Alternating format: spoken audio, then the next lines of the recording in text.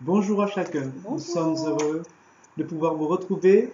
Nous sommes heureux aussi de vous accueillir dans notre maison. Vous êtes chez la famille Hermine et vous avez mon épouse Angélique, vous avez mademoiselle Noémie, vous avez mademoiselle Anaïs. Bonjour. Et monsieur Emmanuel. Bonjour. Voilà, et papa Thierry. Voilà, nous sommes heureux de pouvoir prendre ce temps, un temps que nous voulons être un temps spirituel, un temps bien sûr où nous nous tournons vers le Seigneur, comme nous le faisons souvent le dimanche matin. Et bien que Dieu puisse conduire ces moments et qu'ensemble nous puissions tourner nos cœurs, élever nos âmes et louer, adorer, écouter celui qui est notre Créateur et qui nous aime et qui en Jésus-Christ nous a recréés. Je vais prier le Seigneur, mon épouse aussi priera, et puis les enfants vont nous conduire dans quelques chants qu'ils ont préparés pour vous, pour notre temps de louange. Puis, après un temps de prière, nous aurons le partage de la parole. Voilà, que le Seigneur nous bénisse à chacun. Merci à tous ceux qui nous rejoignent et que le Seigneur conduise toutes choses. Prions ensemble, bien-aimés. Merci Seigneur pour ce temps que tu permets, grâce à la technologie, que nous puissions nous tourner vers toi. Père, tu es merveilleux, glorieux. Nous te prions donc de disposer nos cœurs, nous te prions de bénir la technique, afin que tout se passe d'une façon conforme et qui permette à chacun d'entre nous de pouvoir se sentir à l'aise en élevant son âme vers toi. Bénis les enfants, bénis mon épouse, bénis chacun de ceux qui participent à ce moment. Oui, que nous puissions glorifier ton nom ensemble, nous approcher de toi, écouter ta parole. Merci pour ce que tu feras dans le nom de Jésus. Amen. Éternel, nous te bénissons. C'est vrai, il y a eu le soir, il y a eu le matin. Et c'est par ta grâce que nous avons pu nous lever. C'est par ta grâce que nous pouvons percevoir toutes choses. Et c'est ta grâce qui nous tient encore debout en cette matinée. C'est pour cela que nous voulons avant toute chose vraiment t'apporter toute notre reconnaissance, Père. Mais nous voulons aussi, Seigneur, prendre ce temps pour t'apporter la louange, la gloire qui te sont dues. Car il n'y a point d'autre Dieu semblable à toi. Et nous voulons le proclamer en cette matinée. Oh Seigneur, merci. Merci pour ces temps que nous allons passer ensemble. Non seulement à te louer, mais également à écouter ta voix. Éternel, rends-nous disposés, Seigneur, afin que nous ne puissions pas être accaparés par quoi que ce soit d'autre, mais que les yeux fixés sur toi, nous puissions oublier tout le reste et passer ce temps, Seigneur, ces instants que tu nous donnes avec toi, que ce soit des instants bénis. Éternel, mon Dieu, je remets d'une manière toute particulière ceux qui sont malades, ceux qui sont particulièrement éprouvés. Merci de les restaurer en cet instant, Père, dans le nom de Jésus. Amen. Amen. Eh bien, les enfants, vous interprétez quelques chants. À vous, chers amis. Si je parlais comme un ange, si je connaissais l'avenir, si ma voix était immense, ça ne voudrait rien dire. Si j'avais la connaissance, mais sans vouloir obéir, sans amour je ne serais rien, car le plus important c'est l'amour. Le plus important c'est l'amour. Le plus important c'est l'amour. Quand je l'ai dans mon cœur, je brille pour le Seigneur. Le plus important c'est l'amour. Allez, on reprend avec Anaïs. Le plus important. Le plus important c'est l'amour. Le plus important c'est l'amour. Quand je l'ai dans mon cœur, je brille pour le Seigneur. Le plus important c'est l'amour. L'amour n'est pas irritable, il n'est ni amour est charitable, il pardonne tout le temps. Je me sens bien misérable, j'en ai besoin si souvent. Sans amour je ne serais rien, car le plus important c'est l'amour. Chantons avec eux. Le plus important c'est l'amour. Le plus important c'est l'amour. Quand je l'ai dans mon cœur, je brille pour le Seigneur. Le plus important c'est l'amour. L'amour est un drapeau qui flotte sur le château de mon cœur, sur le château de mon cœur, sur le château de mon cœur. L'amour est un drapeau qui flotte sur le château de mon cœur. Et le roi est un résident d'ici. Laissez flotter dans le ciel pour que tout le monde voit que le roi est là. Oui, que le roi est là. C'est flotter dans le ciel pour que tout le monde voit que le roi est un résident d'ici. Laissez flotter dans le ciel. Une flamme noire réchauffe mon cœur. Cette flamme en moi brûle mes malheurs. Je sens qu'elle est là, sa douce lueur brûle en moi, brûle en moi, brûle en moi. Le lundi j'ai son amour, le mardi je prends sa paix. Mercredi est un beau jour, jeudi j'aime le chanter. Vendredi si j'ai douté, samedi il vient m'aider. Le dimanche quelle joie vient brûler en moi. Une flamme en moi. Chantez avec nous. S'échauffe mon cœur, cette flamme en moi brûle mes malheurs. Je sens qu'elle est là, sa douce lueur brûle en moi, brûle en moi, brûle en moi. Brûle en moi, brûle en moi, brûle en moi. Brûle en moi, brûle en moi, brûle en moi. Seigneur, que la flamme de ton amour puisse brûler dans nos cœurs et dans nos vies. Merci parce que tu nous aimes. Merci parce que tu l'as prouvé, démontré. Tu as touché nos vies, les uns les autres. Et ce matin, nous sommes rassemblés pour t'apporter notre reconnaissance et pour être à l'écoute de ta voix. Sois béni pour qui tu es. Sois loué et adoré, ô Seigneur notre Dieu. Chantons ensemble, nous t'adorons au Père dans ton temple. 3, 4. Nous t'adorons, ô Père, dans ton temple. Nous t'adorons en esprit et en vérité. Tu habites nos louanges. Nous t'adorons en esprit et en vérité. On reprend, nous t'adorons. Nous t'adorons, ô Père, dans ton temple. Nous t'adorons en esprit et en vérité. Tu habites nos louanges. Nous t'adorons en esprit et en vérité.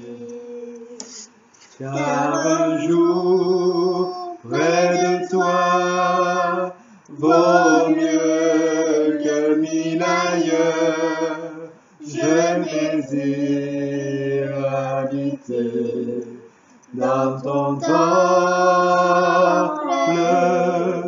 car un jour près de toi vaut mieux que 1000 ailleurs.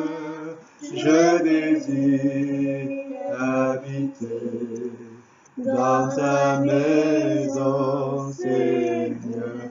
Je désire habiter dans ta maison, Seigneur. Je désire habiter dans ta maison, Seigneur.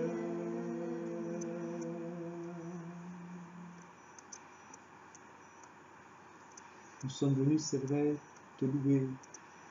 Nous sommes venus, Seigneur, pour te donner ce culte, ce temps de rassemblement de tes enfants.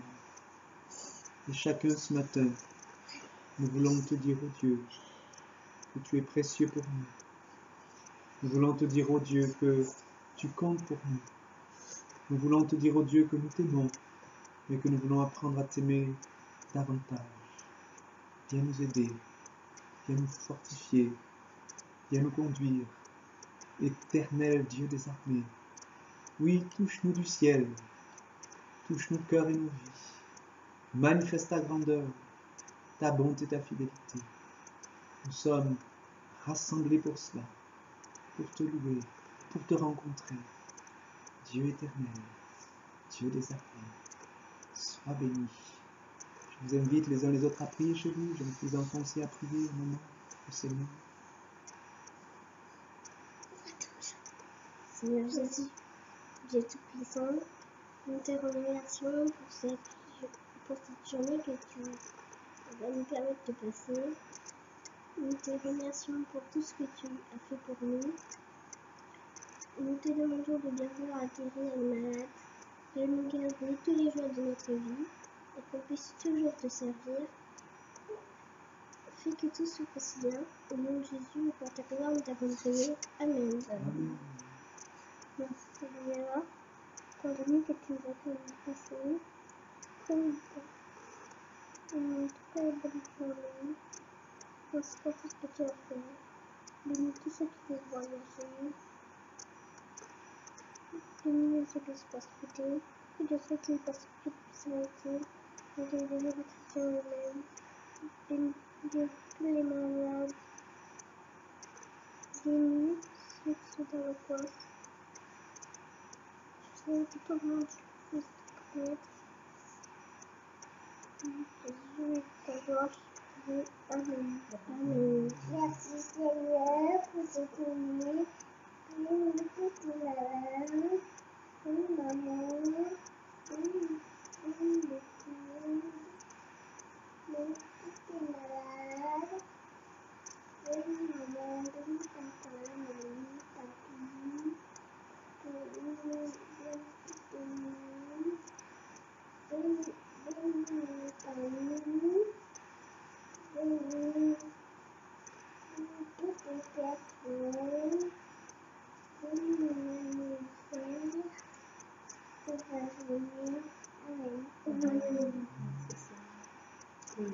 Nous voulons faire silence pour pouvoir entendre ta voix.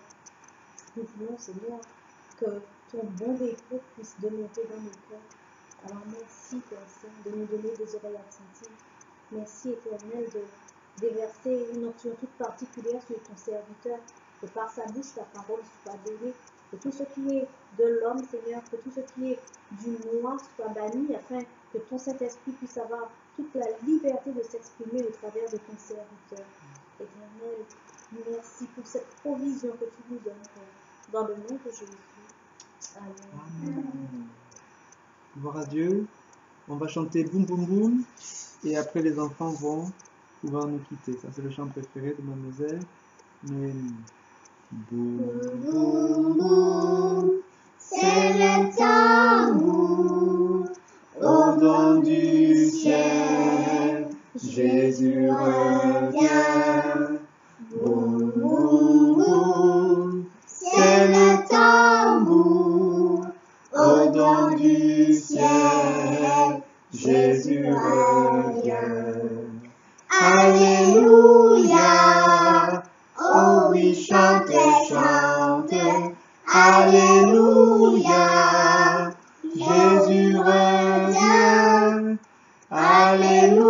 Alléluia. Oh oui, chante, chante, au don du ciel. Jésus revient, au don du ciel. Jésus revient. Priez, c'est la clé. Priez, c'est la bonne clé. Jésus commençait en priant, finissait en priant. Priez, c'est la bonne clé. Joie, joie, mon cœur est dans la joie. Joie, joie, mon cœur est dans la joie. Jésus m'aime et je le crois. C'est pourquoi mon petit cœur est dans la joie. Joie,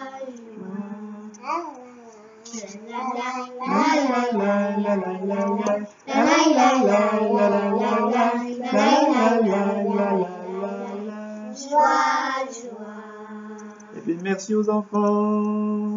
Voilà, je vous libère tous et je vais partager avec vous la parole de Dieu. Et merci à tous ceux qui nous rejoignent. Donc, vous êtes chez la famille Hermine. Si vous nous prenez en cours, je suis le pasteur Thierry Hermine de l'église de Californie. Et nous avons ce culte ensemble ce matin pour toutes les églises, des assemblées de Dieu, des assemblées évangéliques du réveil de la Martinique. Voilà, et bien le thème que je vais partager avec vous, eh bien c'est le thème de l'amour, qui est resté sur mon cœur depuis quelques semaines. J'ai partagé avec certaines communautés, et voilà, tous ceux avec qui je n'avais pas eu l'occasion, nous allons partager ensemble, méditer ensemble sur les textes. Les textes, pour beaucoup d'entre vous, vous les connaissez, mais il est bon de pouvoir repasser ces choses dans notre cœur, et je crois que Dieu veut nous interpeller, nous encourager.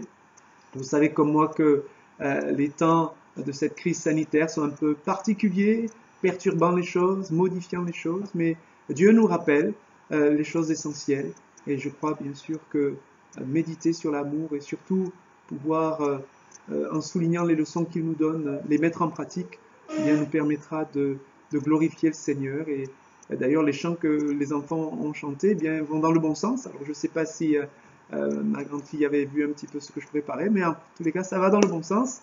Et que Dieu nous aide donc à glorifier son nom ensemble. Prions à nouveau néanmoins que Dieu dispose nos cœurs éternels.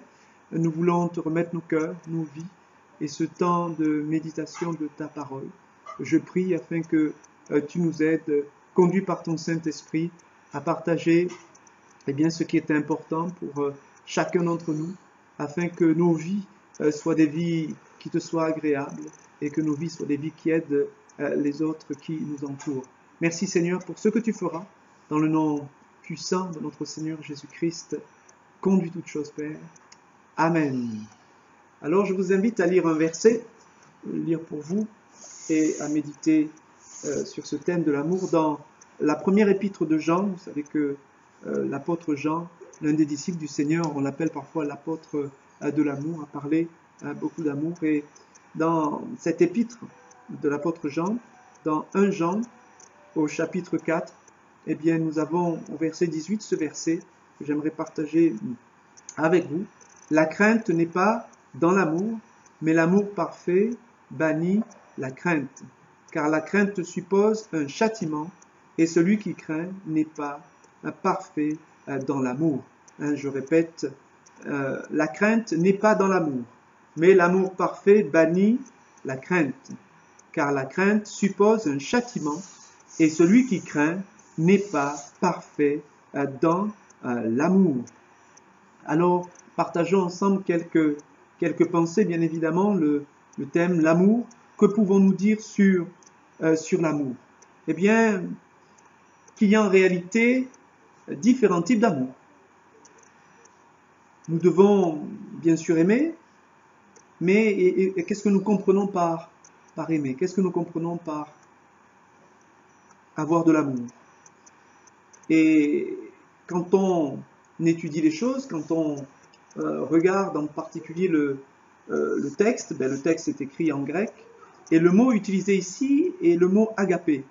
Mais il faut savoir que les Grecs dans leur façon d'écrire, eh bien, ils avaient plusieurs couleurs, je dirais, au mot amour, plusieurs sens, plusieurs, comment dirais-je, des choses qui soulignaient dans le mot amour. Alors que nous, dans notre langue française, en général, nous avons surtout le mot amour ou le mot amitié, mais le vocabulaire grec est beaucoup plus riche. Et donc j'ai regardé un petit peu pour vous les différentes définitions. Je ne vais pas toutes vous donner. Ils ont plusieurs mots qui parlent de l'amour, mais j'en ai relevé quelques-uns que vous connaissez d'ailleurs, mais afin de pouvoir souligner de quoi nous parlons ce matin sur ce thème de l'amour. Eh bien, en grec, il y a le mot éros. Alors, on peut appeler donc ça l'amour érotique. Eh bien, tout simplement, donc c'est l'amour ressenti par notre corps. Bien sûr, il parle de notre sexualité, de nos désirs sexuels. C'est l'amour éros. Et d'après les informations que j'ai, les Grecs ne pensaient pas toujours que c'était quelque chose de positif, cet amour éros. Comme, d'après ce que j'ai lu, nous avons tendance à le faire aujourd'hui. En réalité, l'amour éros était considéré comme une forme d'amour dangereuse, fougueuse, irrationnelle, et qui pourrait vous prendre et quelque part vous posséder. Et c'est une attitude, une pensée partagée par un certain nombre de penseurs spirituels. Il faut se méfier de l'amour éros. Un autre type d'amour, c'est l'amour philia. Le verbe grec, c'est philéo. Cet amour philia, c'est l'amour, les Grecs nous disent, c'est l'amour amitié, l'amour bienveillant. C'est un amour philia, a priori, il s'agissait d'une amitié profonde, d'une amitié fraternelle, qui se développait entre des frères d'armes qui s'étaient battus côte à côte sur le champ de bataille. Imaginez deux hommes qui ont fait la guerre, peut-être la guerre d'Indochine, la Grande Guerre, et qui ont vécu un certain nombre de batailles ensemble, qui ont eu des coups durs ensemble, qui ont eu des moments ensemble. Ils ont développé un amour entre eux, un amour philia. Voilà. Et dans cet amour, bien sûr, on va retrouver ensuite, dans cet attachement, il y aura de la fidélité, il y aura l'idée de vouloir partager ensemble des moments forts, des émotions. C'est l'amour philia. Cet amour philia a donné aussi naissance, alors je ne sais pas si on peut dire ça comme ça, mais à un autre type d'amour qui est l'amour storgé. L'amour storgé, rattaché à l'amour philia, eh bien c'est l'amour filial. C'est l'affection familiale, l'amour maternel. Et c'est l'empathie commune ou naturelle comme ressentie par les parents pour leurs enfants. Donc l'amour philia a donné naissance à une catégorie d'amour, l'amour storgé, en grec, je parle des mots grecs qui parlent de l'amour. Et cet amour storgé, eh bien ou storgé, je ne sais pas si je prononce bien, eh bien c'est l'amour, l'affection familiale, l'amour maternel, et cette empathie que l'on peut ressentir naturellement pour ses enfants. Et vous savez, les enfants, Dieu leur a donné aussi cette capacité, quand ils sont petits, de nous émerveiller, de nous attendrir. Eh bien, on parlerait d'amour, j'aime cet enfant. Mais c'est l'amour, les Grecs diraient que tu as l'amour storgé. Il y a aussi l'amour ludus. L'amour ludus, le mot ludus a donné ludique, c'est l'amour plaisir. C'est l'amour que l'on ressent parce qu'on aime s'amuser, on aime taquiner, on aime découvrir. C'est l'amour que l'on ressent au début d'une relation sentimentale, qui nous permet de découvrir des choses nouvelles, de découvrir quelqu'un. C'est un amour, effectivement, qui pourrait, dans cette notion de découverte, de jeu, peut-être amoureux, eh bien, c'est cet amour qui va pousser souvent au flirt. On ne veut pas vraiment une relation profonde, mais on aime s'amuser, on aime rigoler. Et bien sûr que nous qui sommes chrétiens, nous devons faire attention à ces choses-là, parce que bien cet amour où on s'amuse, mais peut-être pas un amour sérieux, va emmener parfois des choses dans le relationnel, des choses qui ne sont pas agréables à Dieu, parce que nous allons peut-être profiter, je vais dire ça comme ça, d'une situation, d'un corps, d'un plaisir qui n'est réservé que pour le mariage en réalité. Et donc c'est un amour ici, il faut faire attention, bien effectivement le cantonner. Si nous aimons jouer, attention, tous les jeux, effectivement, ne sont pas agréables à Dieu. J'ai encore noté un autre type d'amour, l'amour pragma. Je ne sais pas si vous avez entendu parler de cela. Évidemment, ça a donné naissance au mot pragmatisme, pragmatique.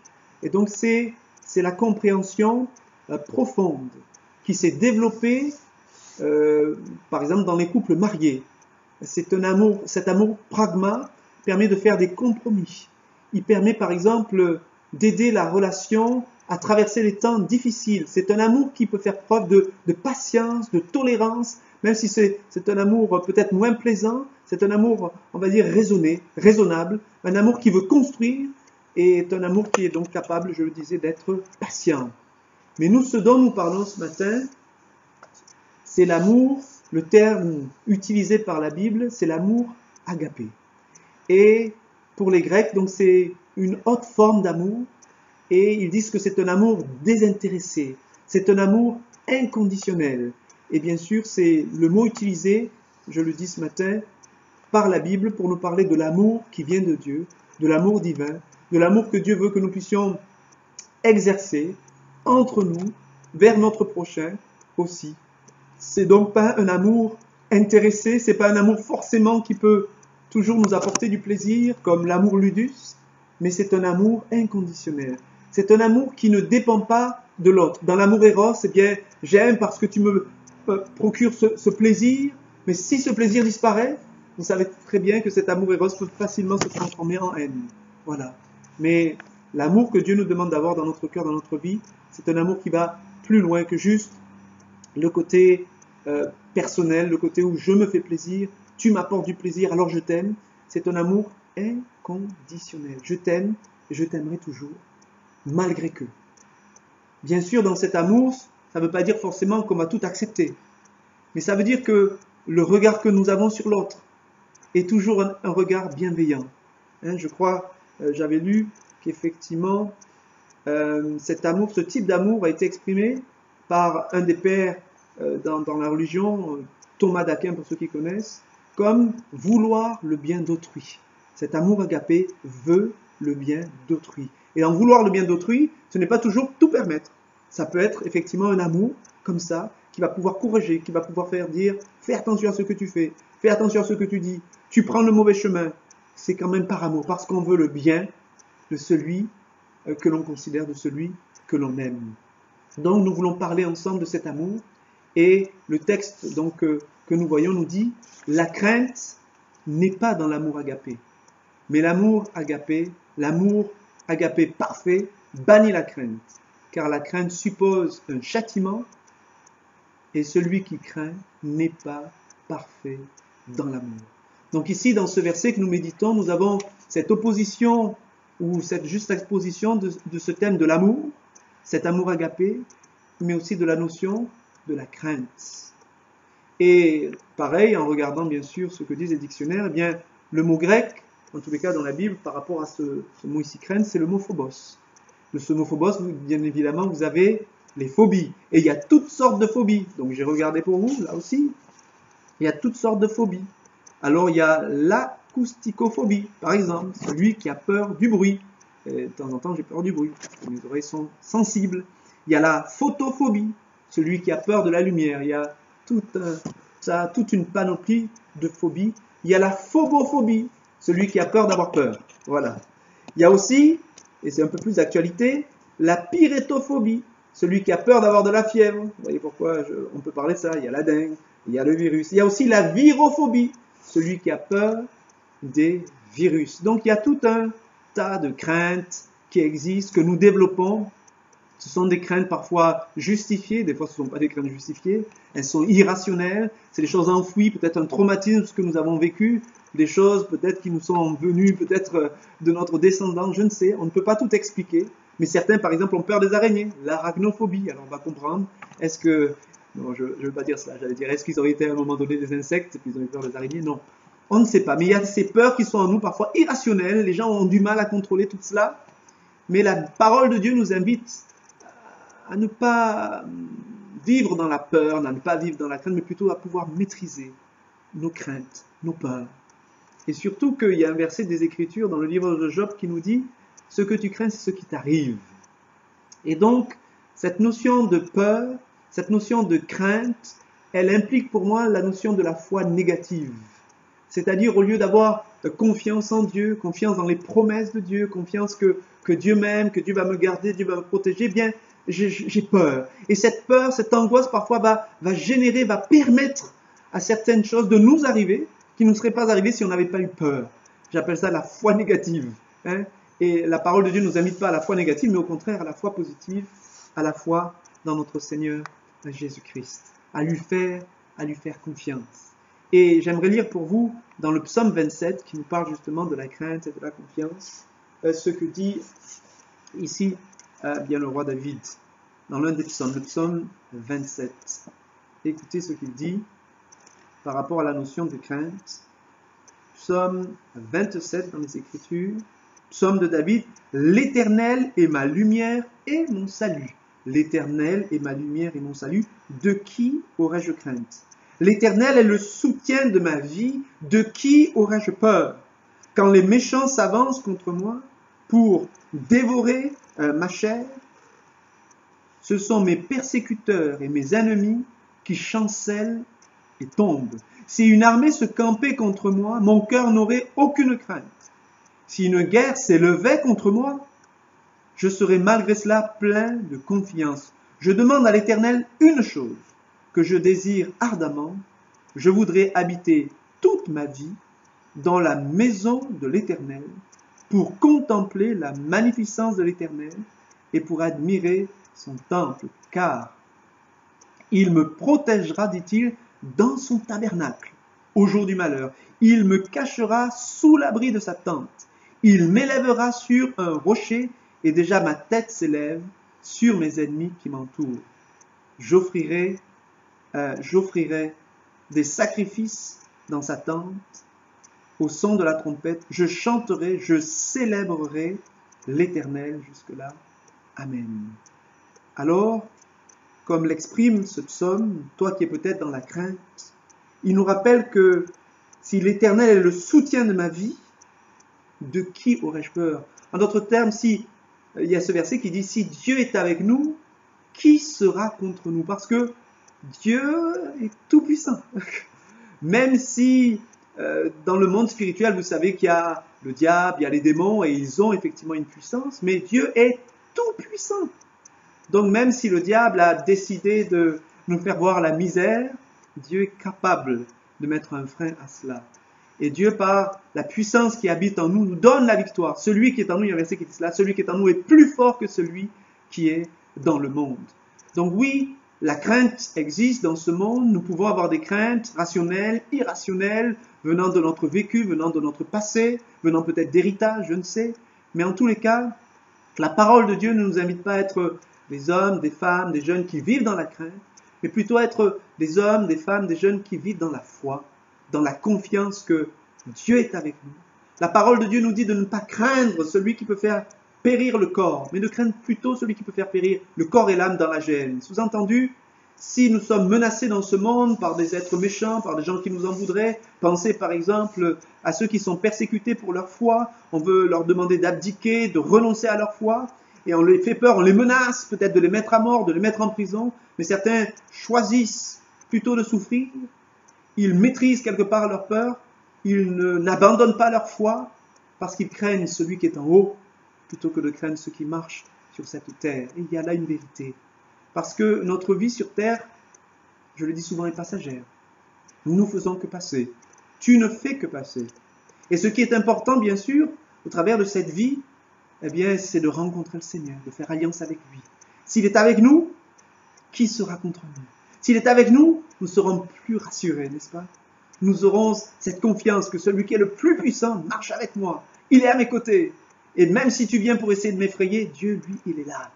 Il me gardera, il me protégera. Il y a cette vérité. Dans cette vie, nous avons besoin de faire alliance avec le Tout-Puissant. Celui qui est capable de nous protéger, de nous garder de toute action, de toute épidémie, par exemple. Dieu est capable. Mais Dieu peut permettre aussi ces choses. Et ce qui est important, effectivement, ce n'est pas de craindre les choses de cette terre, les maladies, mais c'est d'avoir la crainte respectueuse de Dieu.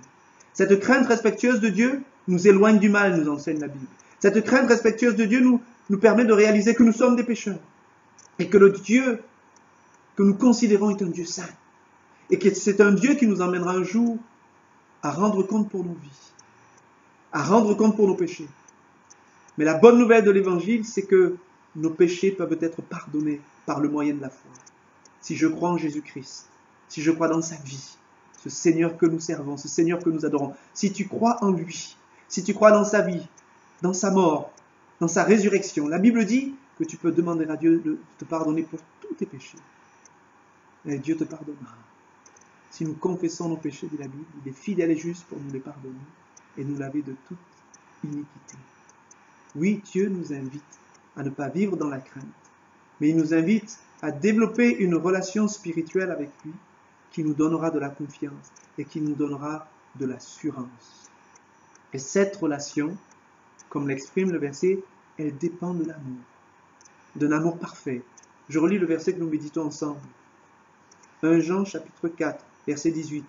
La crainte n'est pas dans l'amour, mais, dit le verset, l'amour parfait bannit la crainte, chasse la crainte. La crainte ne peut pas rester, la crainte ne peut pas demeurer. Car la crainte suppose un châtiment. J'ai peur de quelque chose. Et celui qui craint n'est pas parfait dans l'amour. La parole de Dieu nous enseigne que l'origine de la crainte est liée au péché. Le premier homme qui a manifesté la crainte dont nous parle la parole de Dieu, c'est Adam. C'est Ève. Ils ont eu peur. Pourquoi? La Bible nous montre que ces premiers hommes avaient désobéi à Dieu. Et qu'en désobéissant à Dieu, ils ont eu peur quelque part de Dieu. Alors qu'ils étaient ces premières créatures parfaites que Dieu avait faites, ils avaient une relation privilégiée avec eux, avec Dieu, pardon. Ils passaient un moment chaque jour avec lui. La Bible nous parle que Dieu est venu le voir, Dieu est venu les voir pour passer un moment avec eux dans le jardin qu'on appelle le jardin d'Éden. Et eux, ils se sont cachés, ils se sont éloignés de Dieu. Et pourquoi ils ont eu peur? Parce qu'ils avaient désobéi à Dieu. Quelque part, la crainte, cette émotion, cette crainte est liée de façon originelle au péché. C'est le péché qui est entré dans le monde, c'est le péché qui est entré dans la nature humaine qui a développé en nous cette notion de crainte. Et souvent des craintes irrationnelles, mais parfois rationnelles. C'est cette crainte que nous éprouvons, que nous ressentons, eh bien, elle peut quelque part être liée au fait qu'on a peur de Dieu. On a consciemment ou inconsciemment peur du châtiment de Dieu. Et elle nourrit dans notre subconscient ces sentiments de crainte. Parfois rattachés, comme j'ai dit, à des choses irrationnelles. Même si, par exemple, la crainte des araignées, nous sommes d'accord qu'il y a des araignées mortelles, mais il y a beaucoup d'araignées qui ne sont pas mortelles. Et pourtant, les gens ont très peur. Je ne vous parle pas de ceux qui ont peur des grenouilles ou des cafards, alors que la plupart des grenouilles sont inoffensives. Il y a des choses que nous ne pouvons pas contrôler, mais ces peurs, ces craintes, quelque part, tirent leur origine du péché. L'homme mortel se sent fragile. L'homme mortel, les mortels, voilà. Et il a peur pour sa vie. Il a peur pour son environnement. Il a peur pour sa famille. Il a des craintes, parfois justifiées, parfois injustifiées. Et ces choses, la pensée de Dieu nous rappelle que ces choses sont liées au péché. Eh bien, si nous voulons nous affranchir de la crainte, si ces choses sont liées de façon originelle au péché, eh bien, il faut nous débarrasser du péché. Et ici, il n'est pas question du péché, mais il est question de l'amour. Alors, quel est ce lien entre le fait de se débarrasser de ce péché et de l'amour? Eh bien, la Bible nous enseigne que quand nous nous approchons de Dieu, spirituellement parlant, nous réalisons notre péché. Nous pouvons, à un moment donné, réaliser donc le poids du péché sur notre âme et nous voulons en être débarrassés. Nous entendons l'Évangile, nous réalisons que le Seigneur Jésus-Christ, le Fils de Dieu, Dieu le Fils, envoyé sur la terre il y a plus de 2000 ans, il est venu, c'est écrit, pour ôter le péché. Et quand nous réalisons ces choses, eh bien, nous disons bien, Seigneur, ôte mon péché, enlève mon péché. Nous prions dans une forme humble. Seigneur, je réalise mes péchés, je réalise que je suis pécheur, pécheresse. Je réalise que par bien des actions, je n'ai pas fait ta volonté. Et du coup, je ressens le poids de ce péché sur ma vie. Éternel, je te demande de me pardonner. Parce que ta parole me dit que tu as envoyé ton Fils dans ce monde. Et que si je crois en lui, eh bien, je peux connaître le pardon des péchés. En faisant cette démarche, la Bible nous dit que si nous sommes sincères, Dieu, parce qu'il voit notre foi en Jésus-Christ, va enlever le péché. Et en même temps, qu'il enlève le péché, ou après avoir enlevé le péché, la Bible nous dit que son Esprit Saint va vouloir habiter dans notre cœur. Et si notre cœur est ouvert, bien, l'Esprit de Dieu va habiter dans notre cœur. Et la Bible enseigne que quand l'Esprit de Dieu vient habiter dans notre cœur, il vient avec les caractéristiques de Dieu. Et en particulier, il vient avec l'amour. Tel il est, tel nous sommes. Et je vous lis ces quelques versets dans le contexte de ce verset 18. Je commence au verset 16. 1 Jean chapitre 4 verset 16. Et nous avons connu l'amour que Dieu a pour nous, dit le texte. Et nous y avons cru, la foi. Dieu est amour. Et celui qui demeure dans l'amour demeure en Dieu. Et Dieu demeure en lui. Je répète. Et nous avons connu l'amour. Et nous avons connu l'amour que Dieu a pour nous. Et nous y avons cru. Dieu est amour. Et celui qui demeure dans l'amour demeure en Dieu. Et Dieu demeure en lui. Tel il est, donc Dieu est amour, tel nous sommes, dit le texte, aussi, dans ce monde. Et c'est en cela que l'amour est parfait en nous, afin que nous ayons de l'assurance au jour du jugement. La crainte n'est pas dans l'amour, mais l'amour parfait bannit la crainte, car la crainte suppose un châtiment, et celui qui craint n'est pas parfait dans l'amour. Pour nous, nous l'aimons, dit le texte, parce qu'il nous a aimés le premier. Il nous a révélé son amour. C'est moi qui rajoute. Verset 20. Si quelqu'un dit « j'aime Dieu » et qu'il haïsse son frère, c'est un menteur. Car celui qui n'aime pas son frère qu'il voit, comment peut-il aimer Dieu qu'il ne voit pas, dit le texte. Et nous avons de lui ce commandement, que celui qui aime Dieu aime aussi son frère. Quand nous connaissons le pardon de nos péchés, et que Dieu vient habiter spirituellement par son esprit dans nos vies, il ne vient pas seul, mais il vient avec cette caractéristique de l'amour.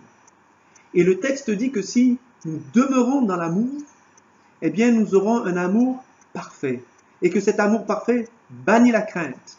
Et ici, vous l'avez peut-être compris, ou je le souligne, la crainte dont il est question, eh bien en fait c'est la crainte du jugement, en particulier du jugement dernier, du jugement quand Dieu viendra sur cette terre pour juger tous les hommes. Eh bien cette crainte, elle va disparaître de nos vies quand nous sommes dans l'amour et que nous demeurons dans l'amour. Tel il est, tel nous sommes. Et cette pensée tel il est, tel nous sommes m'emmène à souligner un point important pour vous et pour moi. C'est que nous qui sommes chrétiens, la Bible nous enseigne que nous devons vivre et manifester l'amour. Et rappelez-vous, il ne s'agit pas de n'importe quel amour. Il ne s'agit pas simplement d'un amour familial. Il ne s'agit pas simplement d'un amour ludique. Il ne s'agit pas simplement de l'amour éros. Il s'agit d'un amour agapé, d'un amour inconditionnel pour les frères, les sœurs dans la foi, pour les chrétiens, les chrétiennes. Mais c'est aussi, cet amour doit se manifester aussi pour les non-chrétiens. Avoir de l'empathie pour ceux qui ne connaissent même pas le Seigneur. Parce que n'oubliez pas que cette empathie, Dieu l'a eue pour nous.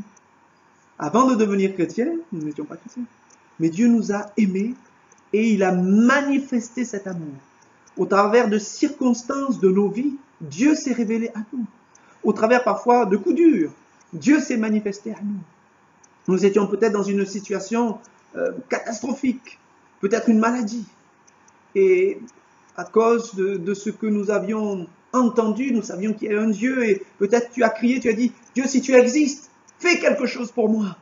Et Dieu a agi dans ce moment-là. Quelque part, Dieu a peut-être permis cette situation. Tu as crié vers lui, Dieu a répondu. Et tu as réalisé qu'il y a un Dieu qui répond à la prière. Ce Dieu invisible m'entend, me voit. Dieu donc s'est approché de toi. Dieu s'est manifesté à toi. Et au travers de cela, eh bien, ta foi a grandi, ta foi s'est développée.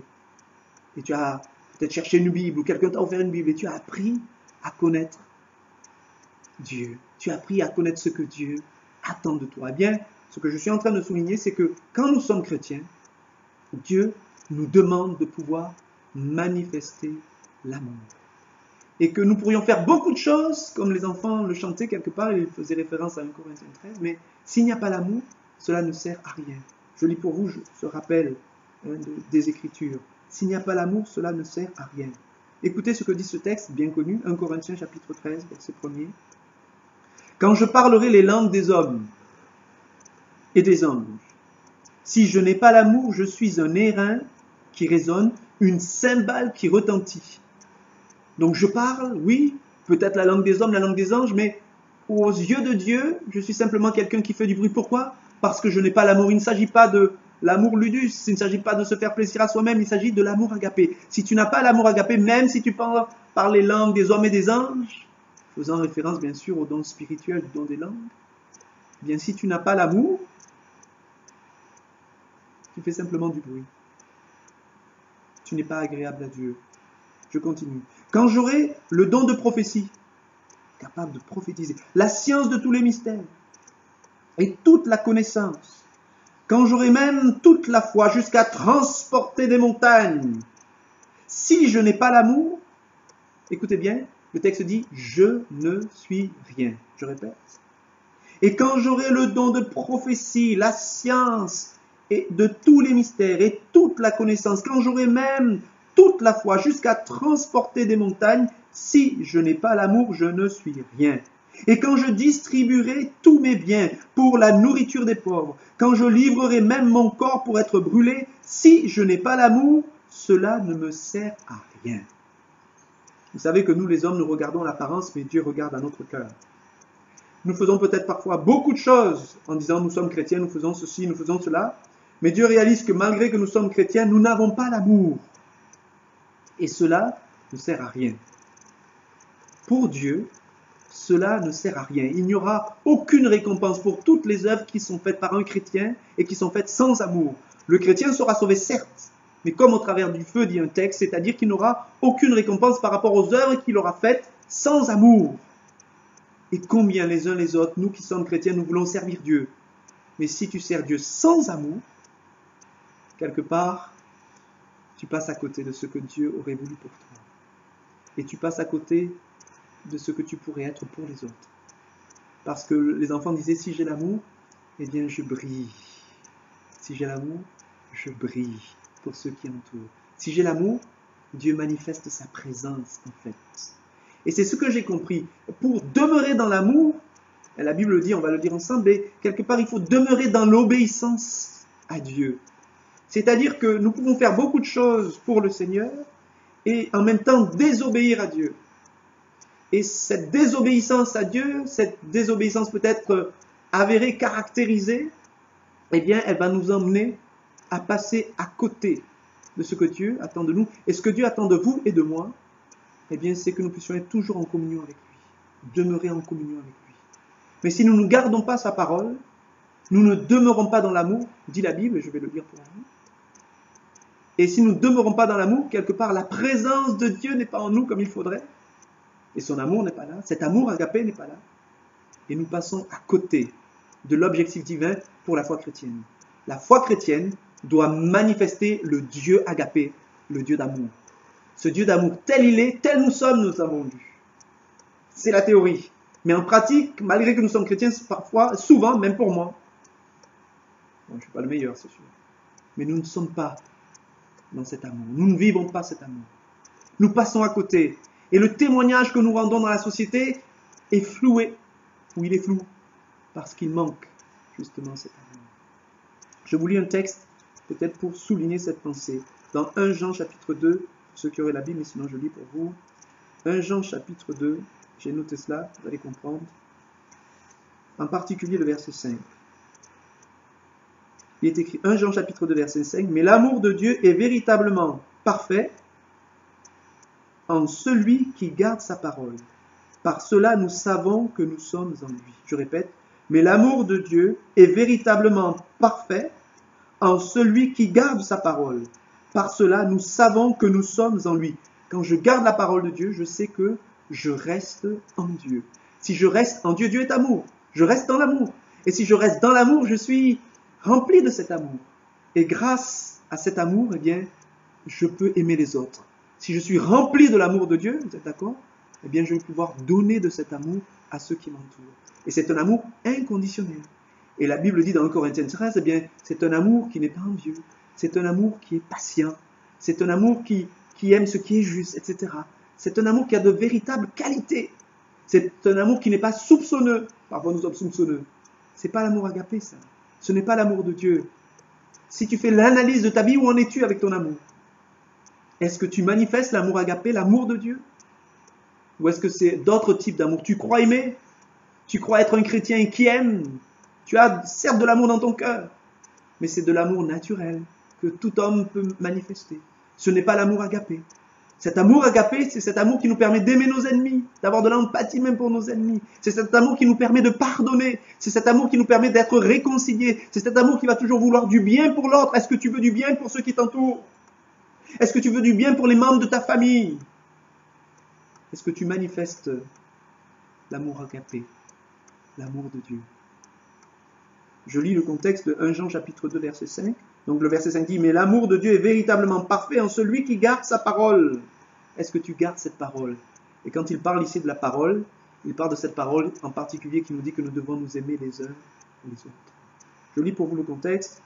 Donc 1 Jean chapitre 2, je commence à partir. 1 Jean chapitre 2, verset 3.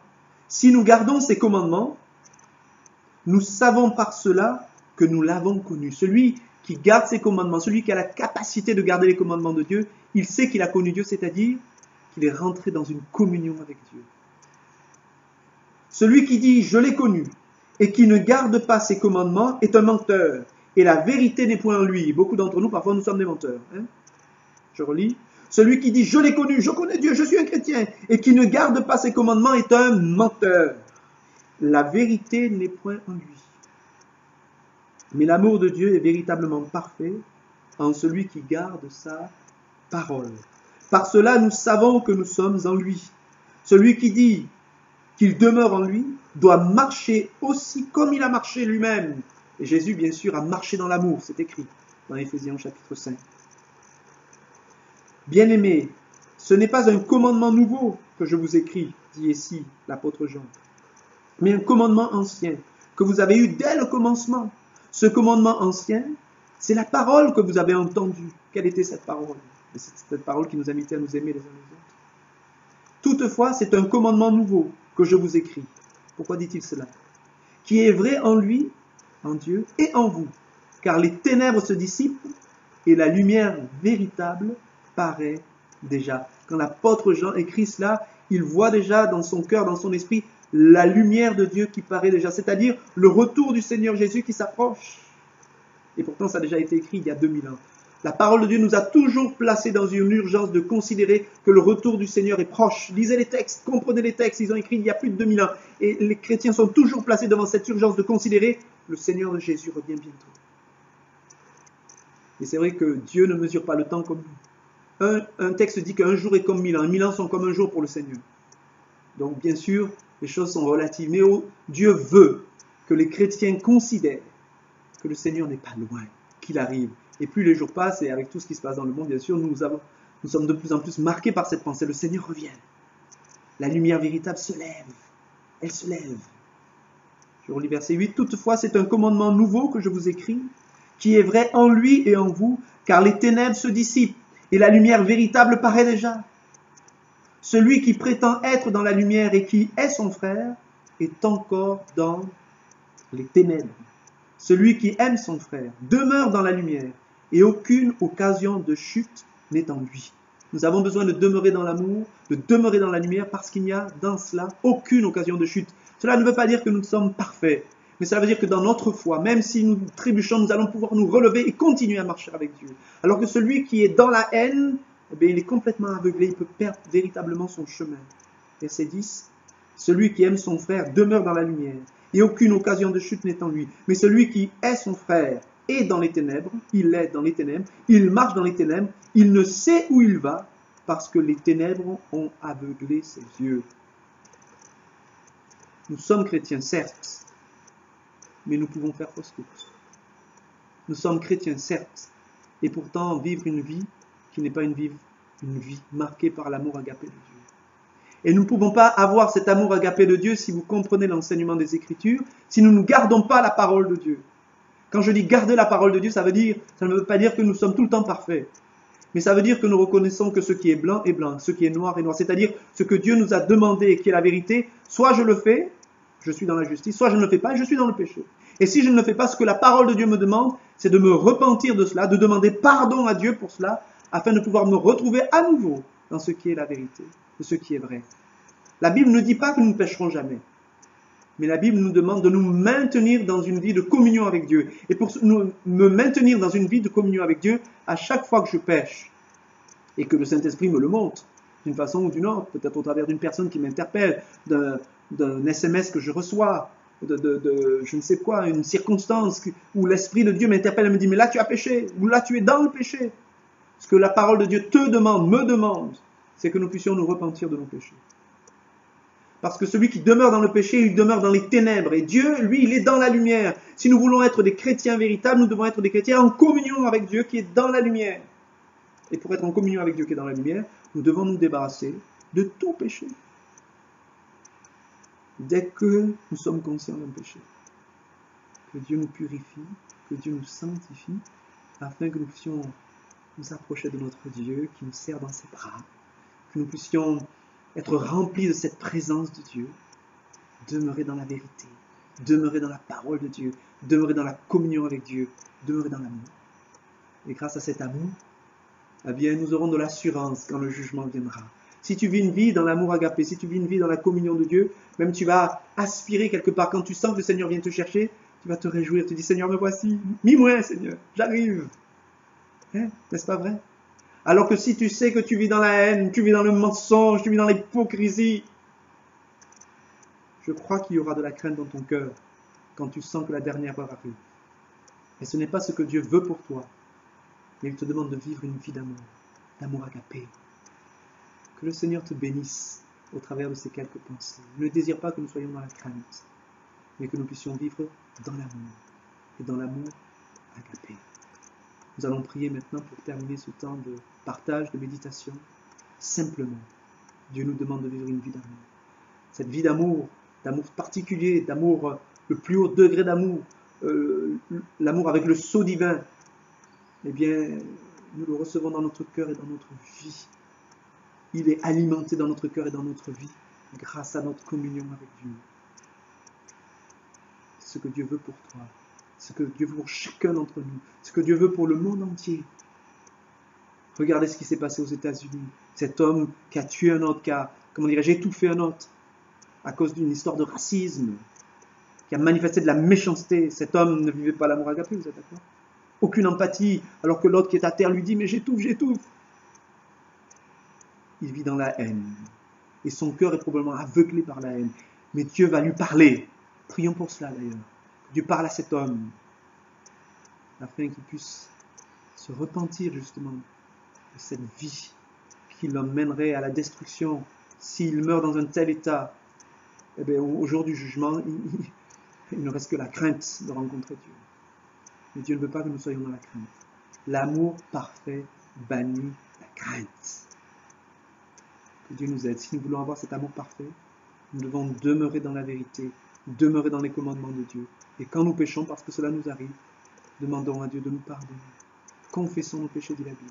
Les fidèles est juste pour nous les pardonner et nous purifier de toute iniquité. Alors prions le Seigneur ensemble pour terminer ce moment.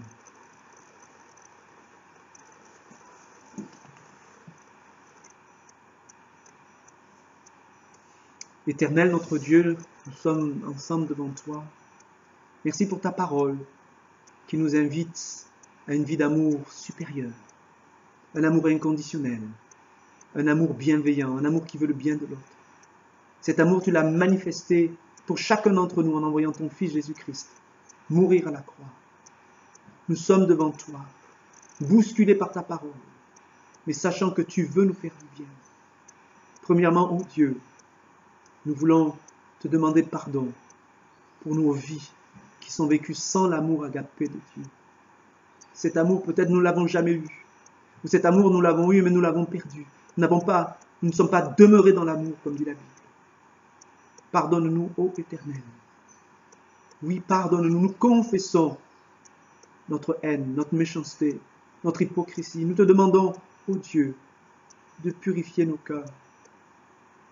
de nous aider à respecter ta parole, afin de pouvoir demeurer dans cette parole, afin de pouvoir demeurer dans l'amour parfait, et donc demeurer en communion avec toi. Éternel, notre Dieu, touche nos cœurs en cet instant. Que la puissance de ton esprit purifie nos cœurs, enlève la haine, enlève l'amertume, la rancune, purifie nos cœurs par ton esprit, Seigneur. Arrache toutes ces choses de nos vies. Pardonne-nous pour toutes ces choses que nous avons gardées en nous. Nous les déposons au pied de la croix. Seigneur, nous renonçons à la haine, nous renonçons à l'hypocrisie, nous renonçons à la méchanceté, nous renonçons à l'égoïsme, à l'égocentrisme. Nous te demandons pardon pour toutes ces choses. Libère-nous de toutes ces choses. Seigneur Jésus-Christ, pose ta main de grâce sur nos cœurs et sur nos vies. Manifeste ta bonté, ta fidélité. Et glorifie le Père dans nos vies. Oui, ô Dieu, remplis-nous maintenant de ton amour, par ta grâce, par ta miséricorde, parce que tu es ce Dieu d'amour agapé. Nous te présentons nos cœurs. Remplis nos cœurs maintenant de ton amour merveilleux, de ton amour puissant. Et permets-nous de vivre une vie d'amour agapé, d'amour parfait. Aide-nous, Seigneur, à nous maintenir dans cet amour, en nous gardant du péché, petits ou grands. Ô Dieu, manifeste ta bonté et touche nos vies. Nous t'avons prié dans le nom de Jésus-Christ. Amen. Amen. Amen. Et Amen. Que Dieu soit béni pour sa parole, pour ce temps passé ensemble. Je vais donc vous quitter, vous laisser. On se retrouvera encore. Un autre pasteur viendra ou un autre programme sera mis en place dimanche prochain. Sinon, on se retrouve le jeudi, le jeudi à 18h30 sur le Facebook de la DDC, pour partager un temps de prière. Un collègue pasteur animera ce moment-là. Et sinon, dimanche prochain, dimanche 21, normalement, il y a un programme spécial, puisque je crois que ce sera surtout un temps de louange. Et on vous annoncera ces choses sur les réseaux, tous ceux qui nous suivent au travers des liens. Pour ce qui est de l'ouverture des églises, vous le savez, il faut vous rapprocher de vos pasteurs. Je rappelle à toute la communauté de l'église de Californie qu'il faut vous inscrire. Et aujourd'hui, effectivement, c'est le dernier jour pour s'inscrire afin que nous puissions planifier la réouverture et savoir combien de cultes nous avons besoin de réaliser, afin que tous ceux qui désirent recommencer les cultes en présentiel, comme nous disons, puissent le faire dans de bonnes conditions. Vous savez qu'il y a des distances à respecter, et donc il y a un nombre limité de places dans le bâtiment. Il faudra aussi venir dans le bâtiment en apportant votre masque, ça c'est obligatoire dans les préconisations sanitaires qui nous sont données, que nous suivons, afin que vous puissiez suivre des cultes dans les meilleures conditions possibles. Alors que Dieu vous bénisse les uns les autres, les Californiens, n'oubliez pas de vous inscrire, contacter la sœur Céline ou la sœur Guylaine sur leur SMS ou sur leur WhatsApp, afin de vous inscrire, vous donner votre nom, votre prénom, votre numéro de téléphone et le nombre de personnes avec qui vous viendrez pour les cultes. Voilà, donc faites ces choses, c'est important, et puis on se retrouve très bientôt par la grâce de Dieu. Donc que le Seigneur vous bénisse, que sa grâce coule dans vos vies, que son amour agapé dont nous avons parlé véritablement vous interpelle, vous inonde et vous aide à dépasser les temps de crise, les temps de haine, les temps où on s'est laissé aller à notre chair. Et toutes ces choses n'apportent pas grand-chose de bon et en tous les cas n'accomplissent pas la volonté de Dieu. Voilà, que le Seigneur vous bénisse et vous fortifie. Et je vous dis donc à la prochaine. Soyez bénis et que le Seigneur vous fortifie. Bye bye à chacun. Je vais vous laisser.